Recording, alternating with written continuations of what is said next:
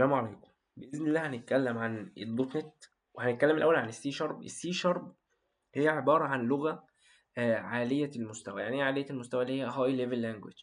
يعني ايه لغة عالية المستوى؟ يعني لغة قريبة من البشر يقدروا يفهموها. تمام، قريبة من لغة البشر يقدروا يفهموها. السي شارب آه، برضو object oriented programming. يعني ايه object oriented programming؟ يعني متنظمة بحاجة اسمها OOP. يعني هي سهلة انك تعدل عليها لو الكود كبر او الدنيا كبرت. تمام، دي تاني نقطة.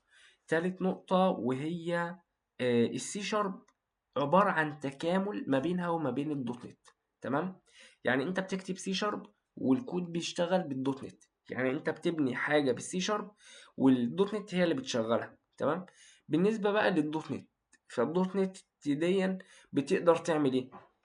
الدوت نت بتقدر تعمل الحاجات دوت نت هي دلوقتي حاليا اوبن سورس. تمام، بس خلينا قبل ما ندخل في الحته دي ندخل نقول الدوت نت بتعمل ايه. الدوت نت تقدر تعمل ويب ابلكيشن وموبايل ابلكيشن وديسكتوب ابلكيشن ومايكرو سيرفيس وكلاود واي اي ماشين ليرنينج. تمام، بتبني موديل اي اي. تمام، وبتعمل جيم ديفلوبمنت وبتعمل اي او تي. الاي او تي ده اللي هو عباره عن انترنت الاشياء. انترنت الاشياء اللي هو انت بتتحكم في لمبه او بتتحكم في حاجه من خلال النت. تمام، ده الجزء الثاني. الجزء الثالث وهو تاريخ الدوت نت. تاريخ الدوت نت بدأ سنة 2000. الأول السي شارب كانت سنة 2000، أعلنوا عنها سنة 2000. سنة 2002 كان أول إصدار للدوت نت فريم ورك، كان كلوزد سورس بيشتغل على ويندوز بس. جت فضلوا شغالين عليها، وكانت في الفترة بتاعتها عبارة عن نقلة نوعية للبرمجة، اللي هي حاجة بتعمل عظمة يعني. تمام، جت سنة 2005 بدأوا يشتغلوا بيها لحد 2015 تقريبا. الناس بقوا بيعملوا منتجات كتير وكل حاجة تمام وشغالة، والدنيا شغالة تمام في السوق. جت في الفترة اللي بدأ ماك ينزل ولينكس تنزل، وهي كانت الفريم ورك شغالة على ويندوز بس. فهنا كانت المشكلة. فجت بقى أعلنت إن هي هتعلن عن حاجة بديلة سنة 2014 اسمها دوت نت كور. دوت نت كور دي اللي هي حاجة اوبن سورس، وهتبقى مالتي بلاتفورم.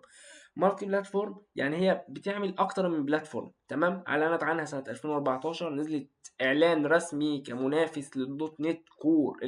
الدوت نت اعلان رسمي ان الدوت نت كور كمنافس للدوت نت فريم ورك كان سنة 2016. بدأ الدنيا فيها برضو مش احسن حاجة لحد ما اعلنت ان هي سنة 2020 ان هي هتضمها هتوحدهم الاتنين في منصة واحدة اسمها، وهتسميها دوت نت 5، عشان تشمل كل المنصات، ان هي تقدر تعمل ويب وموبايل وديسكتوب وكلاود. تمام، كان في الاول بتعمل كده، فاعلنت ان الدوت نت 5 هتعمل كده. ف جت سنة 2020 بدأت الدنيا تتظبط، وهم خلاص بدأوا الناس يتوجهوا ليها. فجت 2021 دوت نت 6، 2026، 2022 لحد النهارده اللي هو 2025 لحد ما نزل الدوت نت 10.